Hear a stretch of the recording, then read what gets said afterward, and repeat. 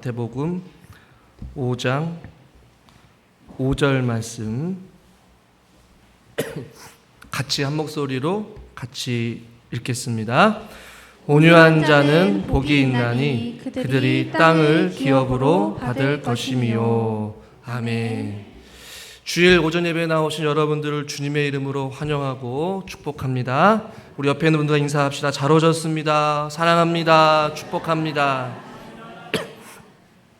우리가 팔복을 말씀을 나누고 있습니다. 첫 번째가 심령이 가난한 자, 그리고 두 번째가 애통하는 자. 이것은 하나하나 다 따로따로 구분된 것이 아니라 8개의 고리로 되어 있어서 심령이 가난한 자만이 애통할 수 있는 것이고 애통하는 자만이 온유한 자가 될 수 있는 거예요. 약간의 상충 구조로 갈수록 쉽지 않은 어떠한 삶을 우리에게 말씀하신 것 같습니다. 심령이 가난한 사람, 그리고 그 심령이 가난한 사람으로 인하여서 우리의 마음이 애통하고 주님을 향해 우리 죄를 위해 이 나라의 민족을 위해 또 우리의 가족을 위해 또 믿지 않는 어떠한 불신자들과 세상을 향한 불법을 향한 애통함이 우리 가운데 있어야 된다라는 것이죠. 그 애통하는 자만이 하나님께서 주시는 은혜가 있는데 그것은 바로 위로를 받을 것이다 라고 지난 시간에 말씀을 드렸습니다. 우리 사랑하는 성도님들에게 이 땅 가운데 늘 언제나 기도하고 간구할 때마다 하나님께서만이 주시는 위로와 평강의 은혜가 우리들 가운데 있기를 간절히 주님의 이름으로 축원합니다. 이번에는 온유한 자에 대해서 말씀을 드리려고 해요. 이 온유하다라는 뜻이 굉장히 좀 성경적으로 해석하기가 쉽지는 않습니다. 한마디로 온유란 무엇이다 라고 정의 내리는 것도 쉽지는 않은 것 같습니다. 먼저 사전적인 의미를 보면 이 온유하다라는 뜻이 따뜻하다와 부드럽다라는 단어가 합쳐진 거거든요. 그래서 어떠한 태도나 성격이 따뜻하고 부드럽다, 그런 사람들을 향하여서 온유하다라고 생각할 수가 있어요. 그러니까 온유함이란 쉽게 화내지 않는 것을 뜻하는 것이죠. 마땅히 화를 내어야 되는 어떠한 상황, 사건 가운데 분노하거나 화를 내지 아니하고 그것을 억제하거나 참는 행동, 그것을 온유하다라고 우리가 알고 있는 사실이죠. 그런데 신약 성경과 구약 성경에서는 조금 온유하다라는 단어가 우리의 생각하는 이 사전적인 의미와는 조금은 다릅니다. 구약에서 이 온유하다라는 단어는요, 이 비천한 혹은 가난한 이라는 의미를 포함하고 있어요. 이 온유라는 것과 가난하고 비천하다는 뜻이 왜 같이 쓰여졌을까? 왜 구약에서는 그렇게 쓰여졌을까? 구약에서 온유하다라는 얘기는 자기의 어떠한 영적인 공공함과 가난함 속에서 겸손하게 되어서 하나님의 도움 없이는 살아갈 수 없기 때문에 하나님의 도움을 바라면서 겸손히 하나님의 뜻대로 살아가는 자들을 바로 온유하다 혹은 심령이 가난하다 같은 의미로 쓰여졌어요. 그런데 이것이 이제 신약에 와서 이 오늘 본문에서 말한 것처럼 온유한 자는 복이 있나니 라는 이 온유하라는 단어가 신약에서 딱 3번 쓰여졌는데요. 그 단어 가운데 오늘 우리가 읽은 본문도 동일한 의미예요. 근데 이 단어의 뜻을 살펴보면 온유하다라는 단어가 길들여지지 아니하는 야생에서 달리는 그런 말들이 온순해지고 길들여지는 그 단어를 쓸 때 이 온유하다, 헬라어로 프라우스라는 단어를 좀 써요. 그러니까 온유하다라는 얘기는 짐승에게 길들여지지 않는 야생과 같은 그런 말들이 막 뛰어노는데 그 말들을 사람이 탈 수 있고 다스릴 수 있고 통제 가능한 말로 되는 것 상태를 바로 온유하다라는 표현이 쓰는 것이에요. 그러니까 잘 다스려지거나 잘 길들여진 훈련을 받고 온유하게 된 점잖은 그러한 상태를 온유한 상태다라고 표현한 것이에요. 그래서 구약과 신약을 통틀어서 이 온유하다라는 성경적인 의미는 뭐 점잖은, 겸손한, 사려 깊은, 예의 바른 이런 모든 것들을 다 포함하여서 잘 길들여진 어떠한 상태를 의미하는 것입니다. 여러분 이런 질문을 할 수도 있겠어요. 목사님, 그렇다면 타고난 성품을 가진 온유한 사람들은 어떤 사람들입니까? 오늘 성경에서 말하는 온유한 자라고 할 때 이 온유한 자는 우리가 부모님으로부터 받은 어떤 인격으로 인하여서 타고난 성품을 가지고 있는 선천적인 성품을 이야기하는 것은 아니에요. 살아가다 보면 자녀들 가운데도 성품이, 어떤 사람은 밝은 사람이 있고 어떤 사람은 차분한 사람이 있어요. 어떤 사람은 굉장히 쾌활하고 욕심이 많고 어떠한 적극적인 삶이 있다면 어떤 사람은 조용하고 차분하고 섬세한 사람들이 있잖아요. 그래서 선천적으로 이 사람은 성품이 너무나도 온순하고 너무나도 착해. 다 양보하고 다 품어줄 수 있는 바다와 같은 넓은 마음을 가진 그런 사람들을 향하여서 때로는 온유한 사람이다 라고 생각할 수도 있지 모르겠어요. 그럼 여기서 말하는 이 온유한 자는 복이 있나이라고 할 때 이 온유한 사람은 선천적으로 가지고 있는 그런 성품이 아니고 또한 어떤 우리의 노력에 의해서 가질 수 있는 성품도 아니에요.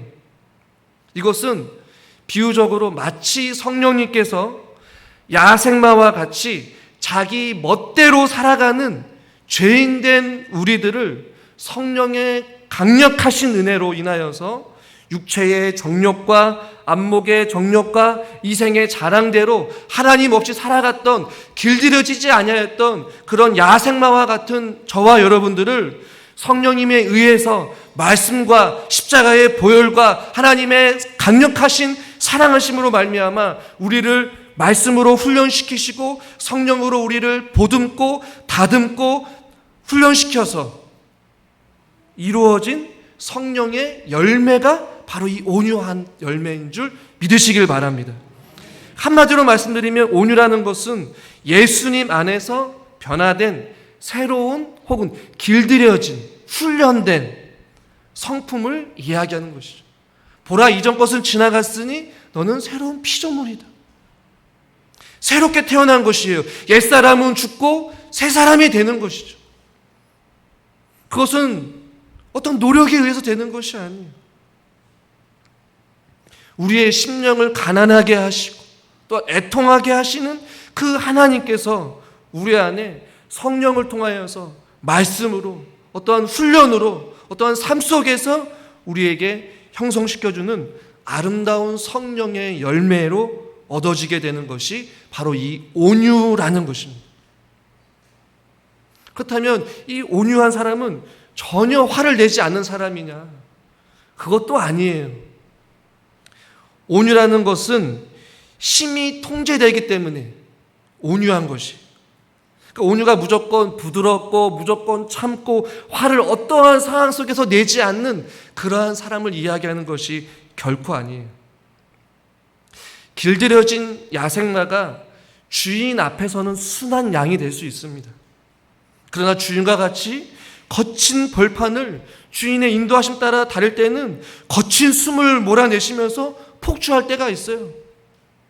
주인이 원할 때 불같이 변하기도 하는 것이 그렇다라는 것이죠. 우리 예수님께서도 화를 내신 적이 있습니다. 언제 있었을까요? 예루살렘 성전에 들어가게 됐는데 이 성전에서 거래가 일어나게 되는 거예요. 성전을 강도의 돌로 만들었기 때문에 예수님께서 성전에 가서 물건 파는 것들 상을 엎으시면서 화를 내신 적도 있어요. 예수님도 온유하신 분이신데 화를 내셨단 말이죠. 또한 외식한 자, 거짓된 삶을 살아가는 바리새인과 서기관들을 향하여서 화 있을진저 바리새인들아, 이렇게 화를 내셨거든요.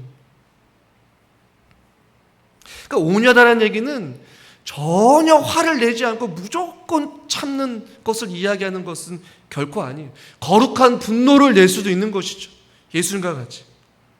그러나 이 온유하다라는 얘기는 우리가 가질 수 있는 것이 아니라 후천적인 성령님에 의해서 우리에게 부어주신 훈련된 길들여진 야생마와 같이 자기 소견에 옳은 대로 살아가는 저와 여러분들이 하나님을 인격적으로 만나게 되고 성령의 은혜와 십자가의 보혈로 우리의 심령이 새롭게 변화되어져서 우리가 믿음 안에 성장과 성숙, 다양한 어떤 훈련들을 통하여서 다듬어지게 되고 예수님을 닮아가는 과정 가운데 우리에게 얻어지게 되는 온유한 성령의 열매라는 것이죠.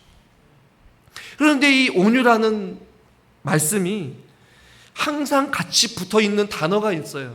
그것이 뭐냐면 온유라는 이 말씀이 겸손과 함께 뗄래야 뗄 수 없는 단어입니다. 항상 같이 가요.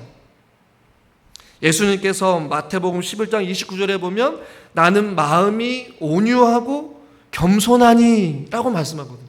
그러니까 온유한 자는 겸손한 것이요 겸손한 자는 온유한 줄 믿으시길 바랍니다. 그러니까 이 겸손과 온유는 같이 가요. 예수님께서도 겸손하고 온유한 사람이라고 예수님께서 말씀하셨어요. 어떠한 부당한 상황 속에서도 마음이 온유한 자는 겸손한 자예요. 어떠한 상황 속에서 겸손한 사람은 그 마음에 온유함이 있는 것이에요. 또 하나 온유와 뗄래야 뗄 수 없는 단어가 하나가 있는데 성경에서 항상 온유라는 단어와 관용이라는 단어가 또 종종 같이 쓰여요. 이 관용이라는 단어의 뜻이 여러분 무엇입니까?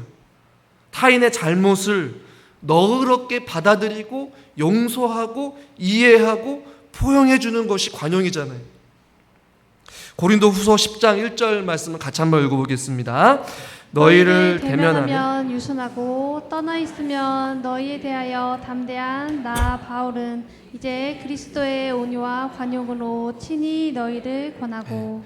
바울 역시도 온유한 관용함으로 고린도 성도들을 대했다라고 말씀하고 있어요. 사랑하는 성도님들과 제가 온유한 자가 될 수 있기를 주님의 이름으로 간절히 축원합니다. 무조건 참는 것이 아니에요. 또 무조건 또 온유하다는 것은 아닌 것이죠. 이 온유의 뜻을 우리가 조금 어느 정도 이해를 하셨다면 저와 여러분들은 누구에게 온유해야 될까? 그 가운데 저는 첫 번째로 하나님께 저와 여러분들이 온유해야 한다라는 것이에요. 한번 따라하겠습니다. 하나님께 온유한 자가 되겠습니다. 이 하나님께 온유한 자가 되겠다는 의미를 좀 두 가지로 말씀드리고 싶은데 첫 번째는 하나님 뜻에 순종하는 것이 하나님께 온유한 자인 것이에요. 글렌이라는 신약 교수님이 계시는데 그 교수님이 이런 이야기를 해요.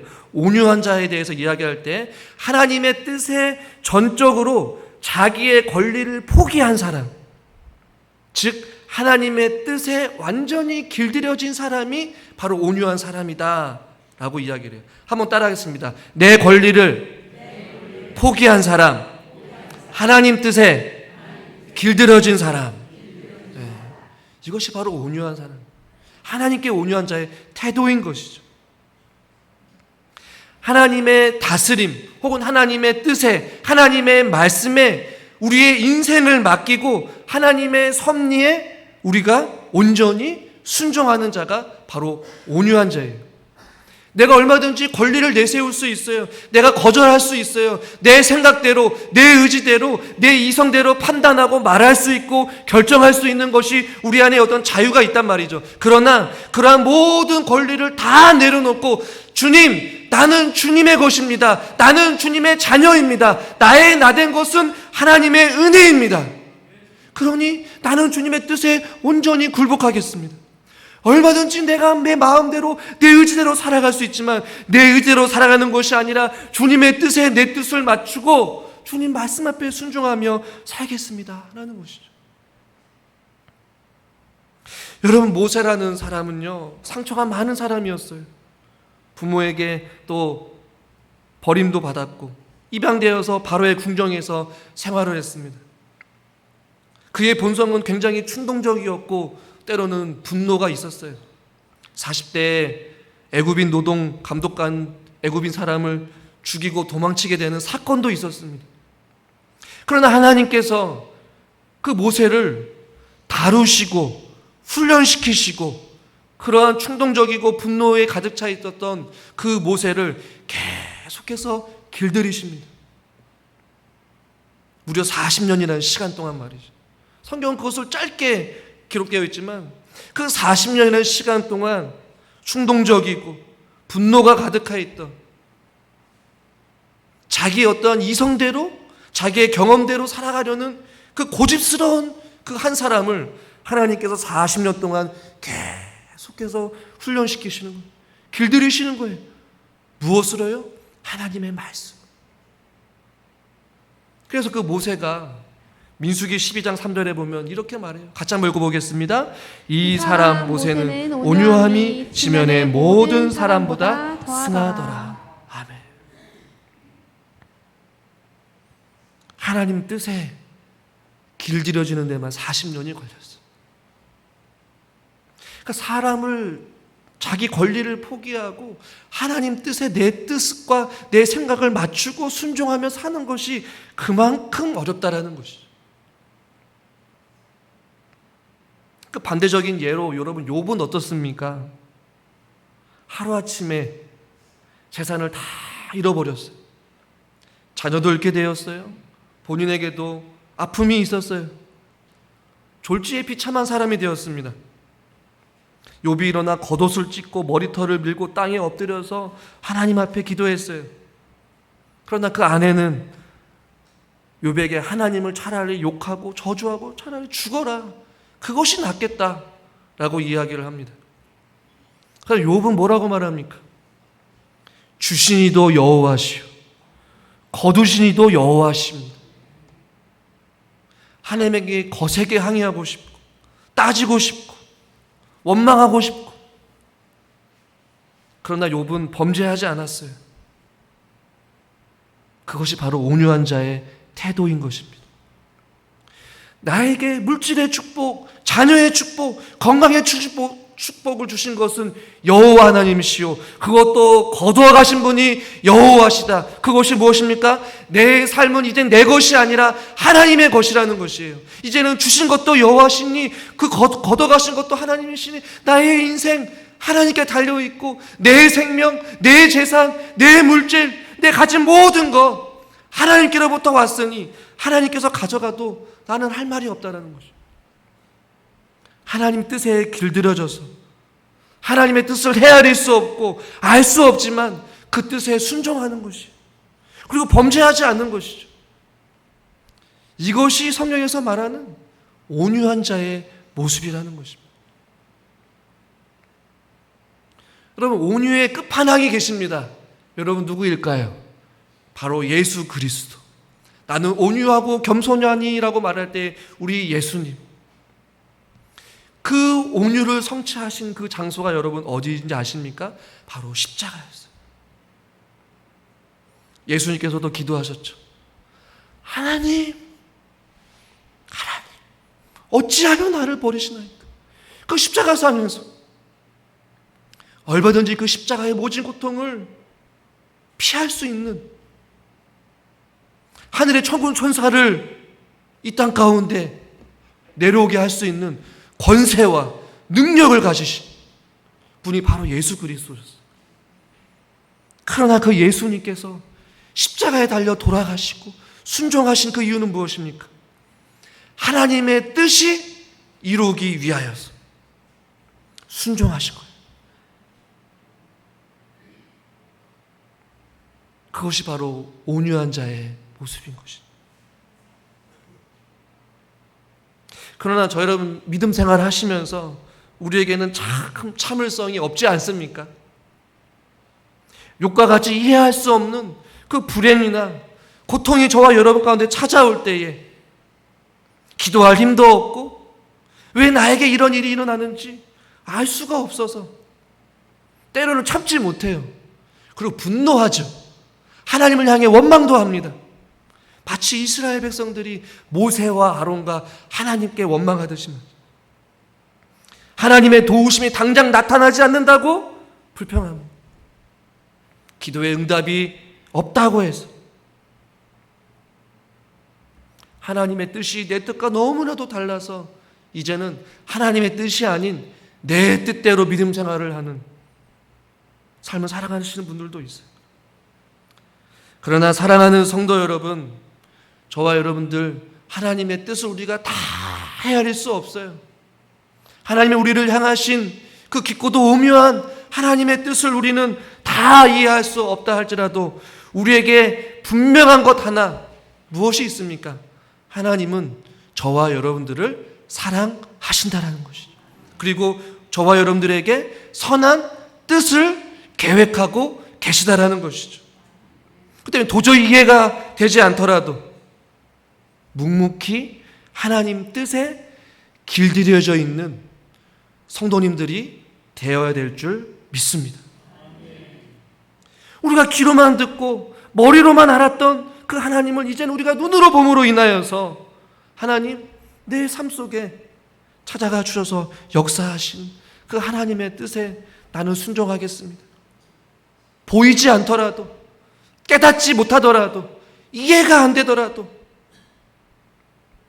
주신이도 여호와시오, 나를 하나님의 자녀 삼아주신 것도 여호와시오, 나를 이곳으로 보내주신 것도 여호와시오, 나를 고통 가운데, 어두운 가운데 그 헌신의 자리에, 그 힘든 그 자리에 나를 있게 하신 것도 하나님의 뜻이오니 주님, 나는 그 뜻에 순종하겠습니다.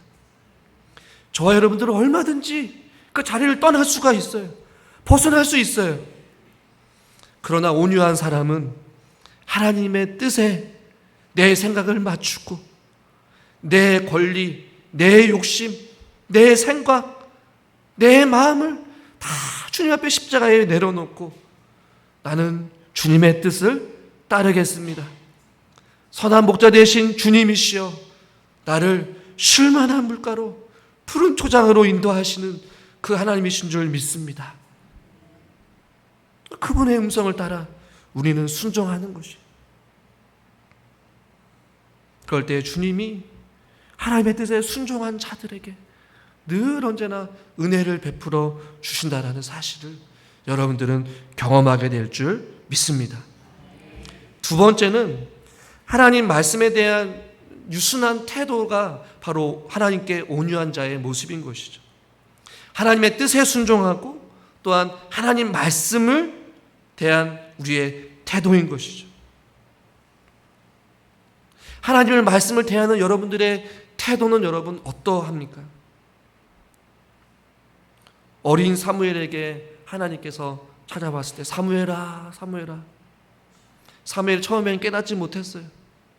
그러다가 나중에 사무엘이 뭐라고 합니까? 말씀만 하옵소서 주의 종이 듣겠나이다. 할렐루야. 한번 따라하겠습니다. 말씀만 하여 주시옵소서 주의 종이 듣겠나이다. 아멘.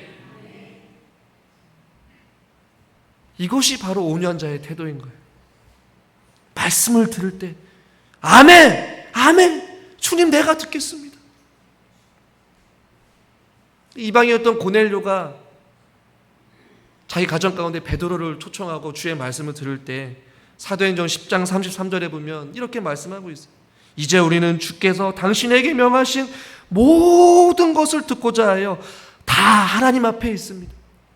베드로가 말씀을 전하지만 그들은 베드로 앞에 서 있는 것이 아니라 하나님 앞에 있다라는 마음을 가지고 말씀을 들을 만한 그러한 온유한 마음을 가지고 섰다라는 것이.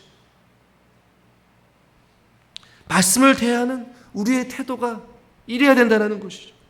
언제든지 주님의 말씀을 들을 수 있는 준비, 주님이 부르시면 달려갈 준비, 주님께서 멈추라 하면 멈출 수 있는 준비, 주님께서 가라고 하시면 갈 수 있는 준비, 주님께서 헌신하라고 하면 헌신할 수 있는 준비. 아멘을 안 하시는. 할렐루야. 말씀에 대한 유순한 태도인 것이.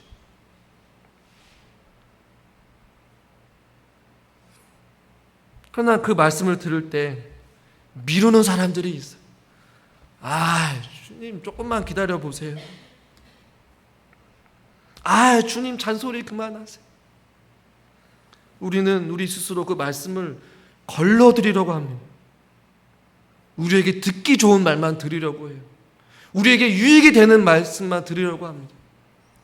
여러분 뒤집어서 생각해 보면 하나님의 말씀이 유익되지 않은 말씀이 어디 있겠습니까? 하나님의 말씀은 살아있고 운동력이 있어요.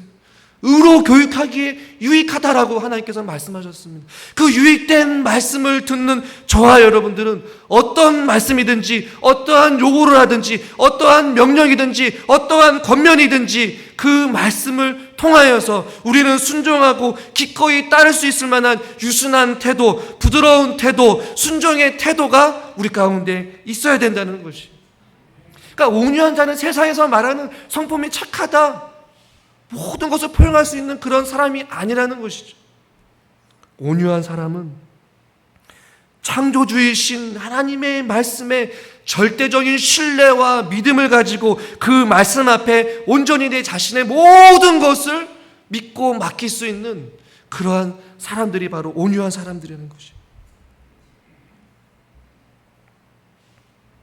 누군가의 설교를 평가하고 비판하는 것이 아니라 말씀을 통하여서 은혜 받는 겸손한 자들이 될 수 있기를 주님의 이름으로 축원합니다. 듣기 좋은 설교만 골라 듣는 그만한 교만한 태도도 버리셔야 되는 거죠.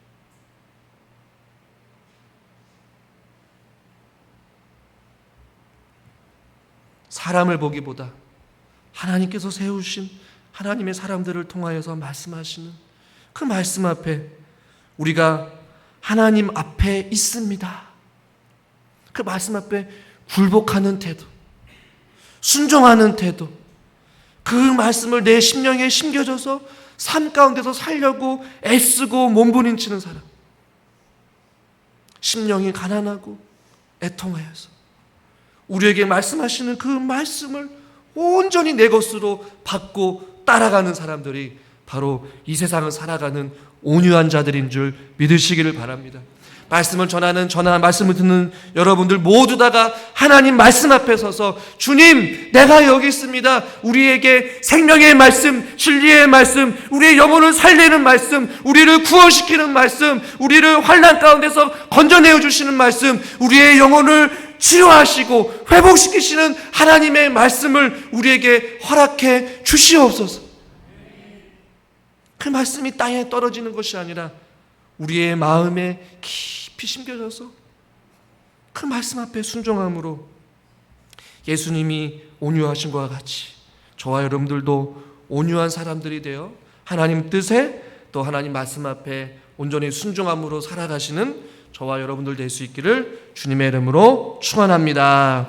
하나님 아버지, 하나님 앞에 온유한 자가 되기를 원합니다. 하나님 뜻에 하나님 말씀 앞에 온전히 믿음으로 순종하며 살아갈 수 있는 사랑하는 모든 성도님들 되게 하여 주시옵소서. 예수님의 이름으로 기도드리옵나이다. 아멘.